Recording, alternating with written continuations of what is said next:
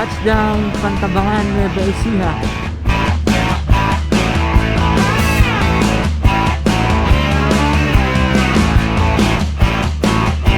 Dumadaan na pala tayo sa Bulubundukin, no?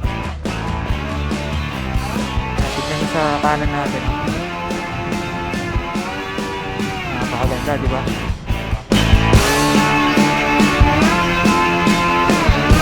Wow! Ganda! Ito yung pinakita sa ano, Jessica Soho, no? Oo.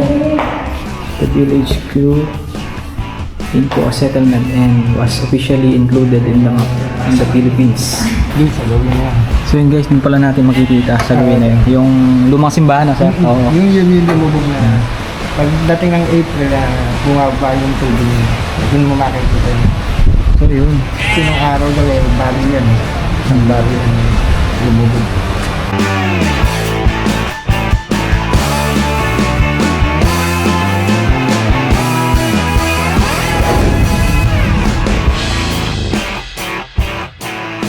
So ayan guys, bali as usual na ginagawa natin sa mga rides natin, magre-reset muna tayo ng ating panel gauge.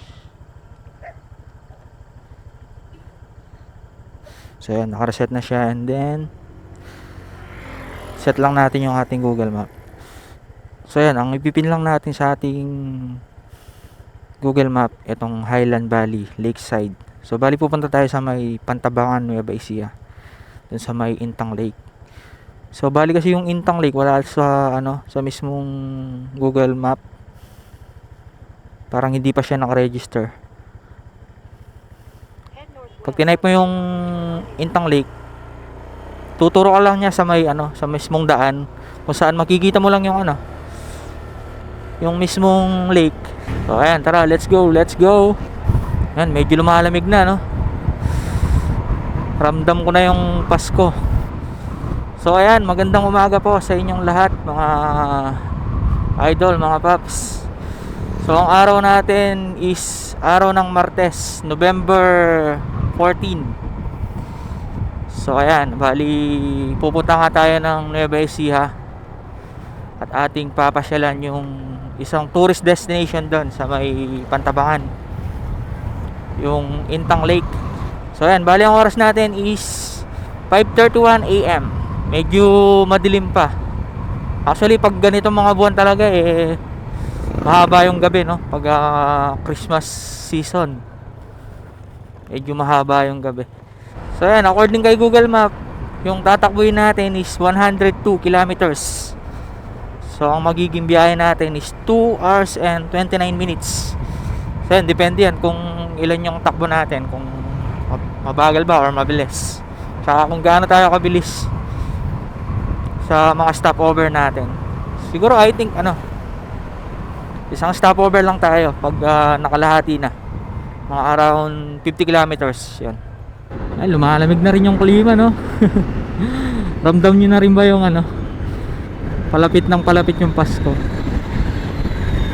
Ayan, medyo nagliliwanag na yung kalangitan. Mag-aalas 6 na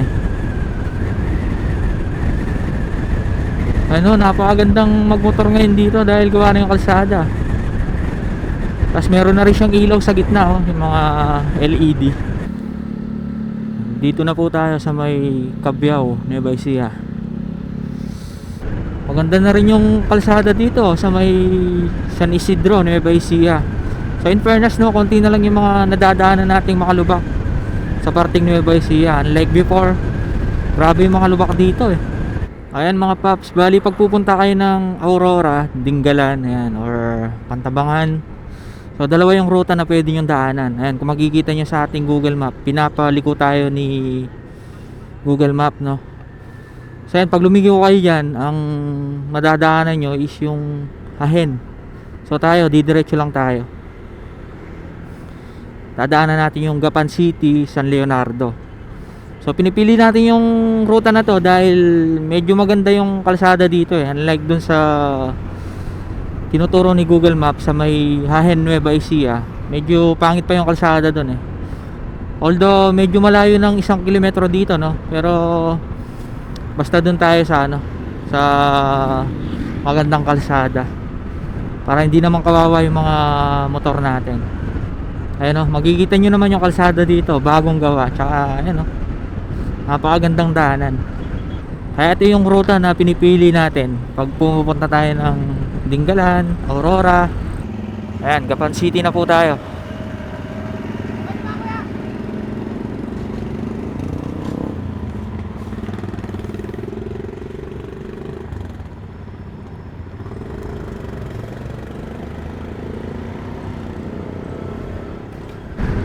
Ayan, approaching San Leonardo.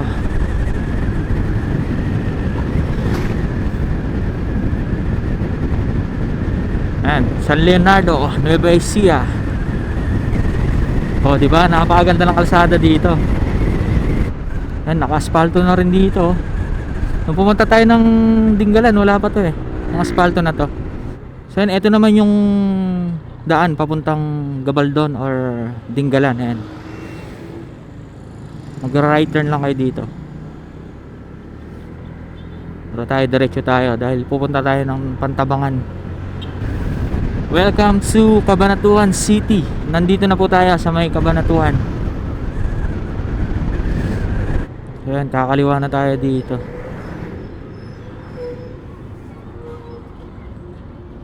Parang ito yung bypass road eh. Para di mo nadaanan yung mismong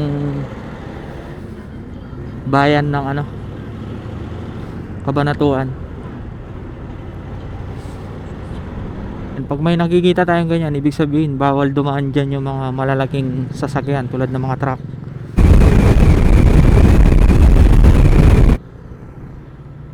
So ayan, papasok na ulit tayo ng National Road. So kanina kung dumiretso kayo dun sa dinaanan natin, kung saan tayo lumiko kanina sa may bypass road, ito rin yung lusot nyo. Bali hindi natin nadaanan yung mismong town ng Cabanatuan. Hanap tayo ng 7-Eleven. Ay, alam ko dito, meron dito eh.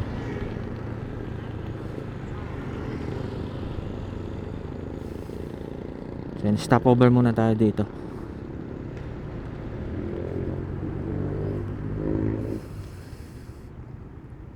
So yan, ang oras natin is 6:58 AM. So 45 kilometers na lang. Nandun na po tayo. Pero stop over muna tayo dito.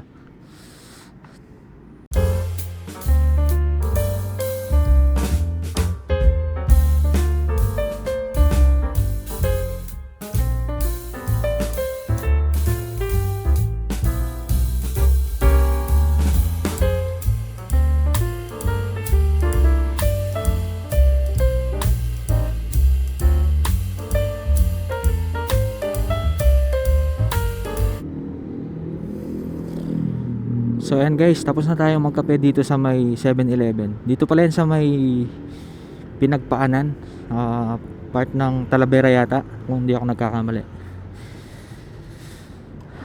So tara, biyahe na ulit tayo. So ang oras natin is 7:57. So halos mag-isang oras din tayo nagpahinga dito. dito na rin kami nag-almusal. So, kumain kami ng cup noodles and tsaka nagkape. Alright, tara, let's.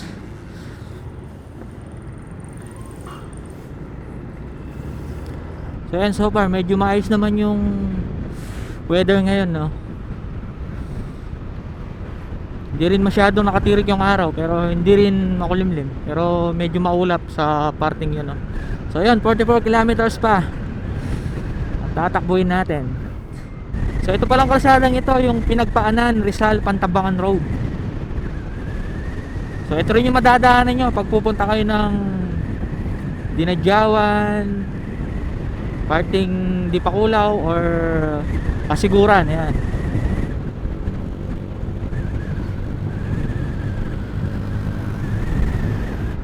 Ayun, no, napakalawak talaga ng mga palayan dito sa may Nueva Ecija, no. So yan, halos nag-harvest na yung mga dito, farmers. Ayun, makikita natin puro kulay brown na yung mga palay. Ibig sabihin na ani na yan.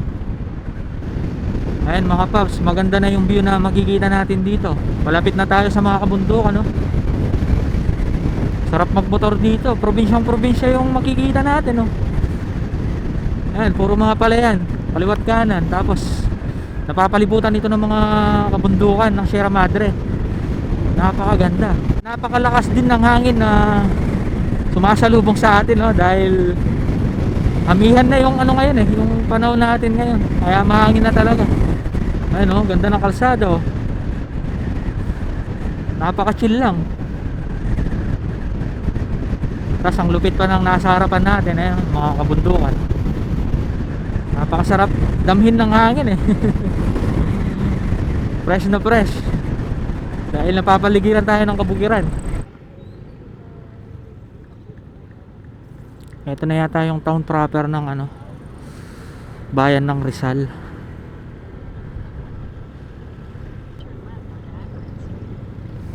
Pinagpaanan, Rizal, Pantabangan Road.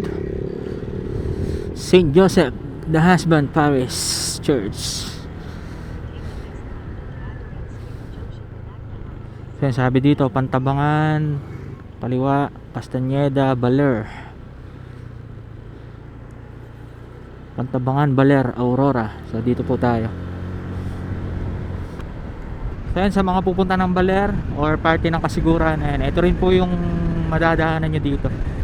Tapos ito rin yung pinaka safe na daan kung pupunta kayo ng Baler kaysa magbubungabon kayo. Medyo maraming dun, maraming mga twisties na daan, maraming zigzag road. Tapos ang mahirap pa dun, wala masyadong bahay na madadaanan, kaya unsafe pag nasiraan ka. Ayan, eto na yata yung papasok ng Pantabangan.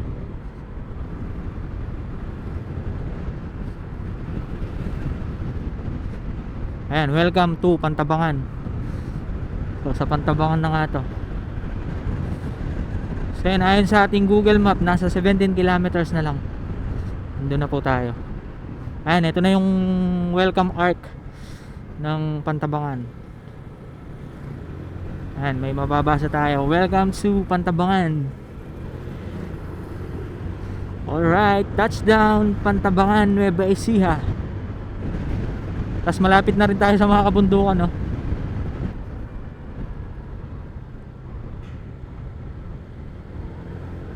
Wow, ganda. Tignan nyo naman yung nasa harapan natin, guys, oh. Napakalupit.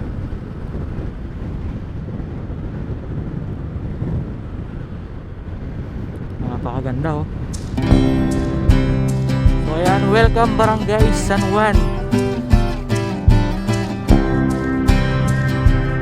Panalo yung mga view dito, napakaganda.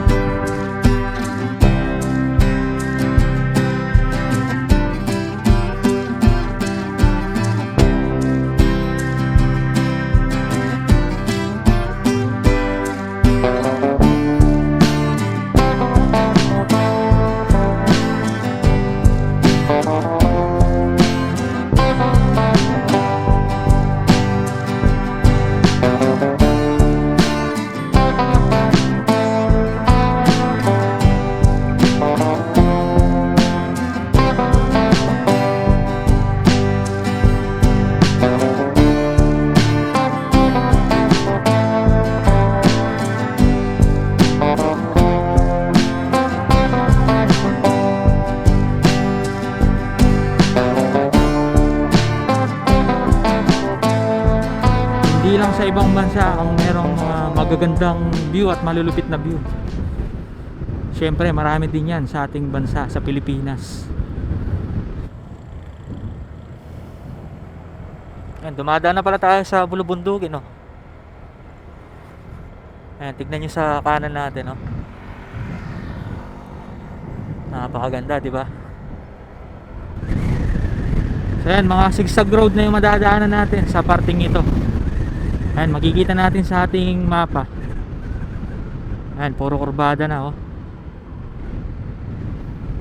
Ayan, oh, green na green yung kabundukan, oh. Nung last time na pumunta tayo sa may Dinadyawan, di natin nakita yung ganitong view, kasi mostly kasi dati umaalis tayo mga gabi, ganyan, mga 10 or 11 ng gabi, hindi tayo bumabiyahe.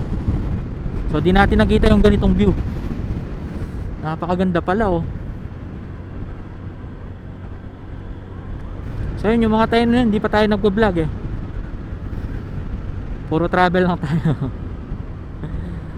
So dati pa kasi mahilig na tayo mag-travel, mahilig na tayong mag-explore sa mga magagandang lugar dito sa Pilipinas.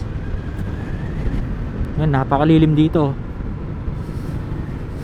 Dami kasi mga puno. Yan o, napaka-presko. Napakasarap ng ambience dito. Ayan, puro mga sigsagan na yung mga dadaanan natin.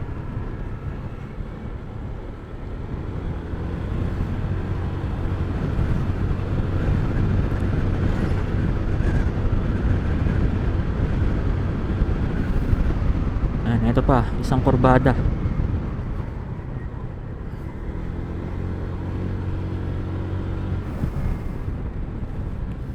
Oh, banking.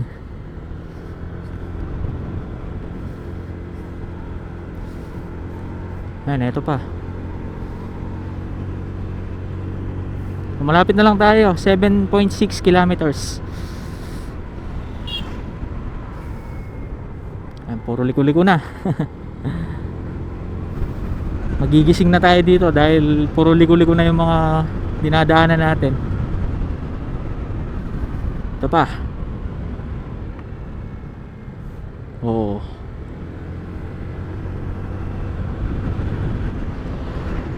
Highland Valley, 5 kilometers. So yun, dun tayo papasok sa may Highland Valley.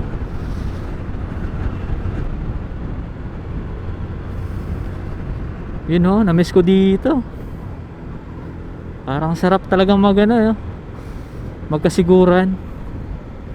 Alang, di pa tayo makapag-live eh. Kailangan 2 to 3 days yung kailangan natin dun. Pag nakapag-live na tayo. Ito, sikong-siko to. Oh, di ba?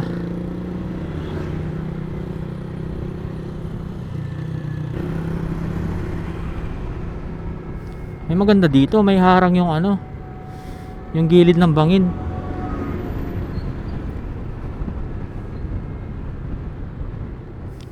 Ayan, sabi dito, Pantabangan 2.5 kilometers, Pantabangan Dam 4 kilometers, Castañeda, Baler.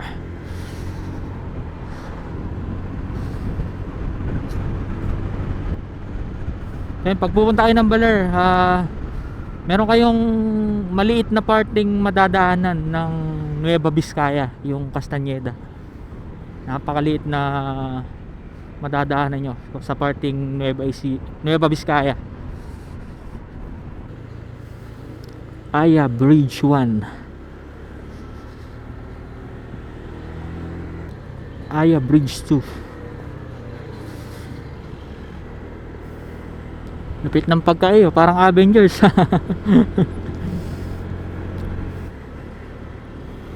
Ay, medyo mataas na yung gas dito oh. Yung premium nasa 66. So sa Pampanga nasa 58 yung pinakamababang gasolina.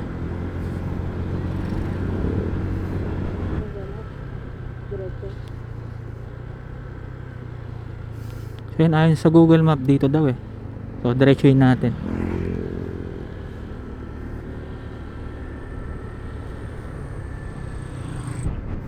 Kulit ng Google Map. Saan tayo dinadala? Meron namang direksyong daan. So yun, tama ito. Highland Valley.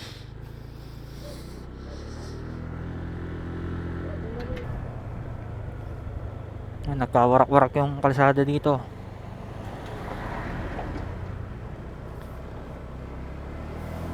Bumaba yung lupa.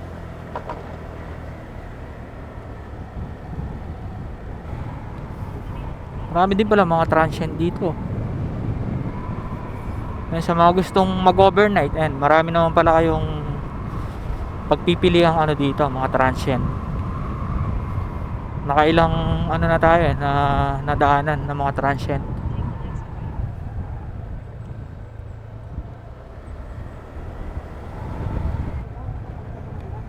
Hindi, iba pa yun, ibang way yun. Pero karugtong din ito nung Pantabangan Dam. Malapit lang. Ayun no. Hindi resorts to. May resorts. Pero hindi resorts yung lake ito eh.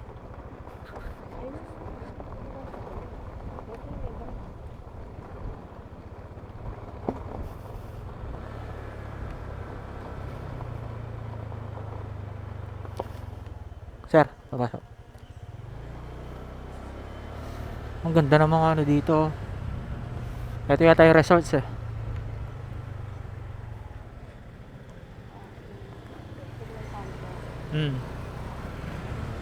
Highland Valley, ito pala yun. Ganda. Parang kinuha yung disenyo sa ano no, sa ibang bansa. Sitio Intang. Ayan, barangay Sitio Intang. Dami makakuha ko. So ayan, sa mga gustong pumunta dito, i-search nyo lang sa Google or sa Waze nyo yung Highland Valley. Huwag nyong i-search yung Intang Lake dahil wala pa sa ano eh, wala pa sa Google yung mapa. Ano, kita na natin yung ano, tubig, yung lake. Alam ko merong hanging bridge dito eh. Ayan, ito yung hanging bridge.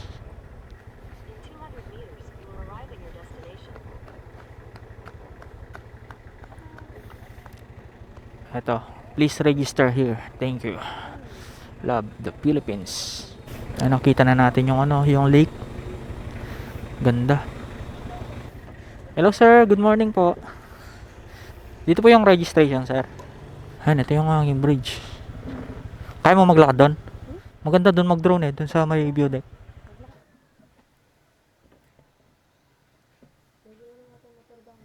Magkano po sir? 60. Bali 30 isa. Okay.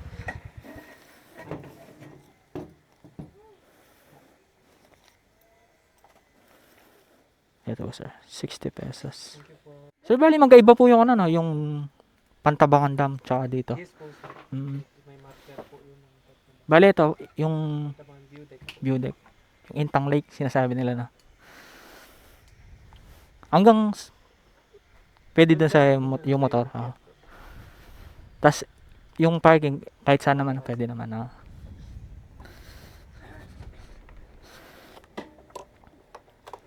So yan guys, bali may binayaran tayong 30 pesos for registration fee. 30 pesos each. So 60 yung binayaran namin. Grabe, ang ganda talaga oh. Sarap sanang dumaan dyan sa hanging bridge, kaya lang sa ngayon po, bawal muna. Dahil ginagawa yung hanging bridge eh, no? Ginagawa siya. Wow. Ganda. Lupit.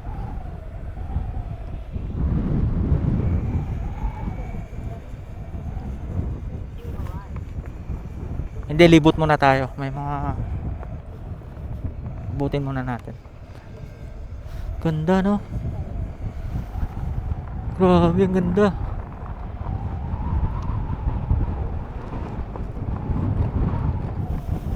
Tapos may mga bangka-bangka din no? Siguro pwedeng ano yan, arkilahin. Lilibot ka nila no?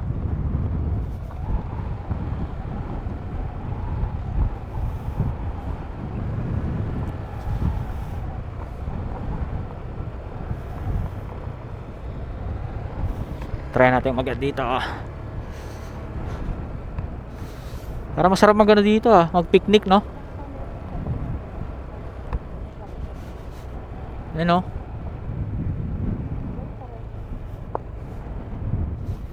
Oh.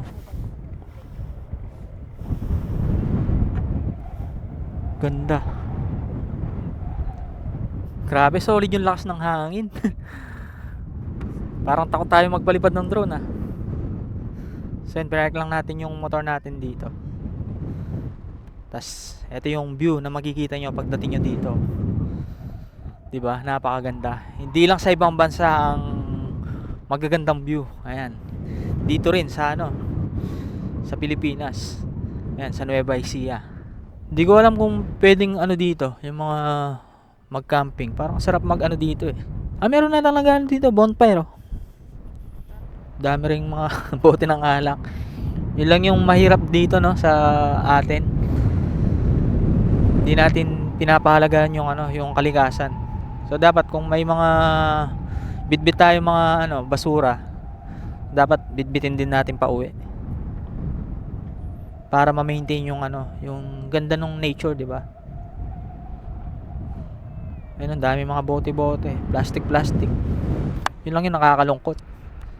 So dapat matuto tayo maging responsible tayo. Sayang naman yung ganda ng nature, 'di ba? Kung sisirain natin. Ayun, ang dami mga plastic, oh. So yun, sa mga hindi po nakakaalam, ay merong isang kwento itong Pantabangan Lake o itong Intang Lake, no, or yung Pantabangan Dam. So yan, kung makikita nyo yan yung mga parte ng tubig na yan, yan pala makikita yung lumang bayan ng Pantabangan. So hindi ako sure, no, kung saan part na lumitaw yung dating simbahan. So 3 years ago na feature ito kay KMJS, no, sa Jessica Soho. So yun nga, nung bumaba yung tubig, may lumitaw na bahagi ng lupa at nakita dun yung lumang simbahan ng Pantabangan, tsaka lumang sementeryo. So hindi ko alam kung saang part dito. So dahil ang Pantabangan ay napapalibutan ng mga kabundukan tsaka 4 na ilog, so nakitaan ng gobyerno na pwedeng maging isang dam ang lumang Pantabangan town. So kaya ginawa itong dam, no.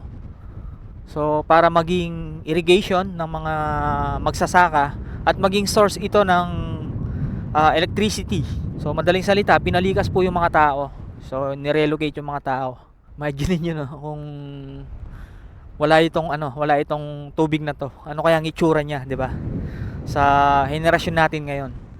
Kung nag-e-exist, kung hindi pa ginawang dam itong lugar na to, ano kaya magiging itsura niya, no? So sa ngayon, di tayo pinalad na makapaglakad sa may hanging bridge, yan, dahil ginagawa siya. Mamaya aakyat tayo doon and baka makita natin yung mga ibang parte ng lumang bayan ng Pantabangan. Baka makita natin yung cruise or something. Tapos papalipat tayo ng drone. Yun lang, medyo malakas lang yung hangin.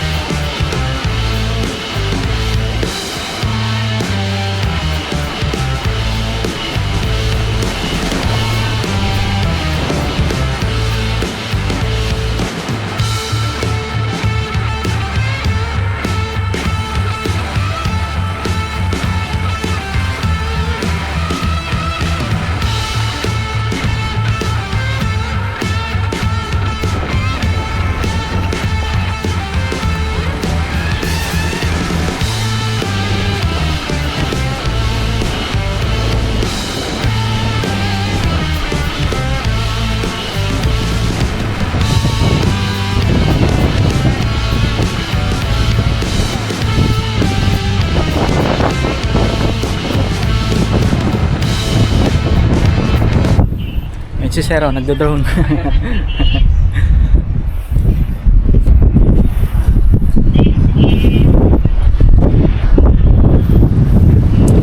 So ito yung view na makikita.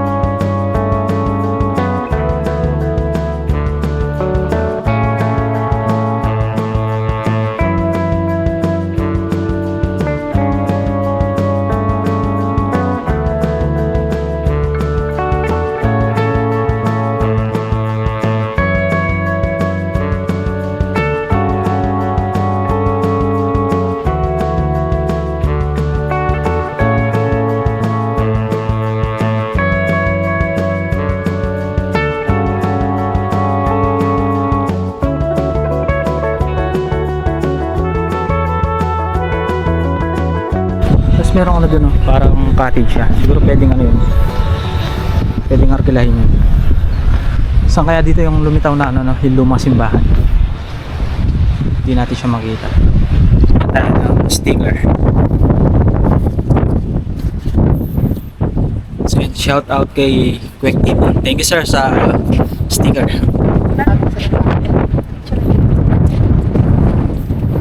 Dito rin makikita yung ano na sir. Bayan lang ka.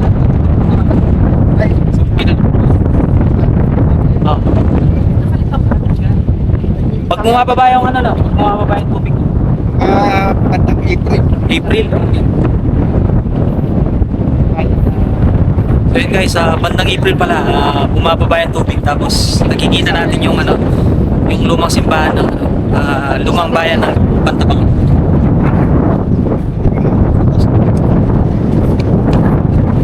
So yun, papakita ni sir sa atin yung history daw ng lumang bayan ng Pantabang. Ginagawa lang. Oo, para siyang ano. Kaya siya. Ito, oo. Ito yung pinakita sa ano, Jessica Soho, no? Jessica Soho. Oo.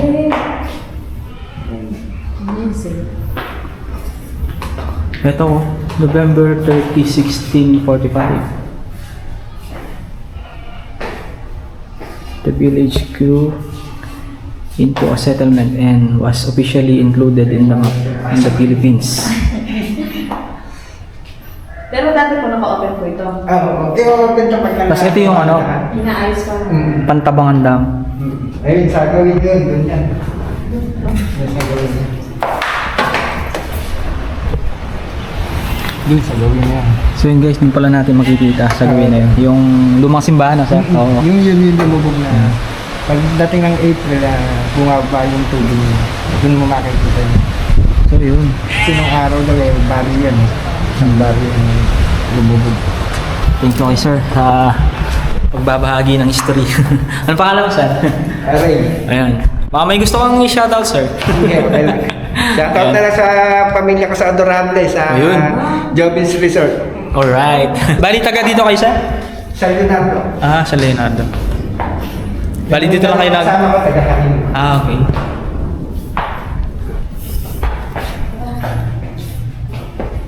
Ganda. Oo. Pag natapos to, solid to. Ang ganda. Tapos makikita nyo yung ano. Makikita nyo yung history.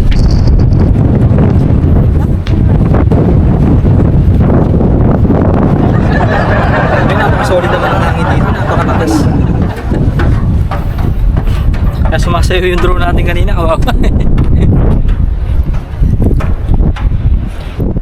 So yun, ayon kay kuya, ano, month of April, militaw daw yung lumang simbahan. So yun yung pinakita sa ano, sa Jessica Soho. Kapag April, bumababa daw yung tubig sa ano, sa lake. So yun, magandang puntahan to, month of April, para makita natin yung sinasabi nilang lumang simbahan. Although nakita na natin sa Jessica Soho, pero syempre gusto sana nating makita yung tayo mismo yung makakakita. Grabe, lakas talaga ng hangin. So yun guys, siguro dito kung natatapusin yung aking vlog sa may Pantabangan, sa Nueva Ecija, sa may Intang Lake. So kung nagustuhan nyo yung ating video ay syempre huwag kalimutang mag-like and share at mag-subscribe na rin yung ating channel and pag-hit yung notification icon bell para ma-update po kayo sa mga upcoming videos po natin. Alright, once again, this is A4J. Gamit ang motorsiklo ay nangangarap na malibot ang Pilipinas at maibahagi ang nakamamanghang ganda ng ating bayan. Alright, laging tandaan, God loves you. Alright, kita kits on my next vlog. Ingat and God bless.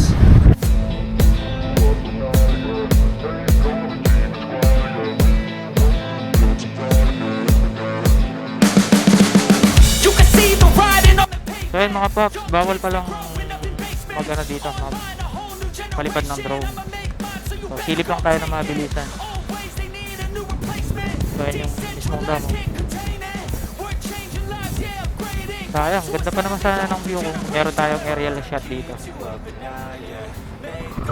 So yan, sa mga gustong makapag-vlog dito or makapag palipad ng drone, so kailangan pang ipagpaalam sa office ng Pantabangan.